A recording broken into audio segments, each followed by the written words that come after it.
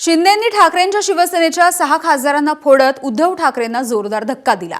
राज्यामध्ये operation tiger यशस्वी झालं अशी देखील चर्चा आहे आणि या सगळ्या मुद्द्यावरून मनसेचे अध्यक्ष राज ठाकरे यांनी भाजप आणि बंडखोरांवरती जोरदार हल्लाबोल केलाय। स्वाभिमान मेला की जिवंत प्रेत उरतात अशा शब्दांमध्ये त्यांनी बंडखोरांना सुनावलंय। देशामध्ये अनेक प्रश्न असताना सत्ताधारी फोडाफोडीमध्ये व्यस्त असल्याचं म्हणत भाजपवरती देखील त्यांनी जोरदार टीका केली आहे। फोडाफोडी करून 2029च्या निवडणुकीसाठी अमित शहा स्वतःची तयारी करतायत असा गंभीर आरोपही राज ठाकरेंनी केला।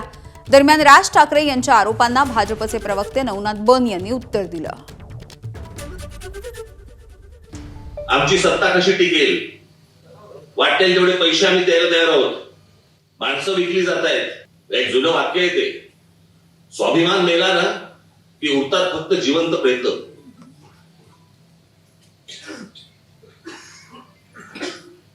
आणि हे ज्या प्रकारचं राजकारण आता महाराष्ट्रामध्ये देशामध्ये जे सुरू आहे, भविष्यातल्या येणाऱ्या पिढ्यांना आम्ही काय सांगणार आहोत? आम्ही विकले गेलो। शिवसेनेचे 6 खासदार हे भारतीय जनता पक्षामध्ये न जाता शिंदेकडे गेले। म्हणजे वरती केंद्रामध्ये काय नेमकं राजकारण सुरू आहे आणि 2029ची ही अमित शहा स्वतःची तयारी करतायत। एवढे सगळे प्रश्न आज भावापासून देशासमोर उभे असताना आमच्याकडे काय चालू आहे? आमची सत्ता टिकावी म्हणून आम्ही करोडो रुपये टाकायला तयार आहोत। आम्हाला खासदार फोडायचे, आमदार फोडायचे, नगरसेवक फोडायचे।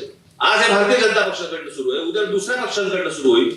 अंतर्गत ज्याला म्हणतो ना, एक वाद, ज्वालामुखी, त्रास असा जो गोंधळ सगळा जो आहे ना, हा या देशापेक्षा भारतीय जनता पक्षात जास्ती आहे। इतकं आतून सगळं त्यांच्याकडे पण पेटलेलं आहे।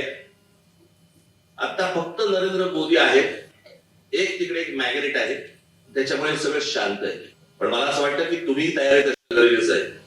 ज्या वेळेला वेळ येईल त्यावेळेला तुम्ही घट्ट जमिनीत पाय रोवून उभे असलेले मला दिसलेले पाहिजेत। सन्माननीय राज ठाकरे यांनी भारतीय जनता पार्टीच्या अंतर्गत राजकारणामध्ये मतभेद शोधण्यापेक्षा आपल्या पक्षाकडे थोडंसं लक्ष द्यावं।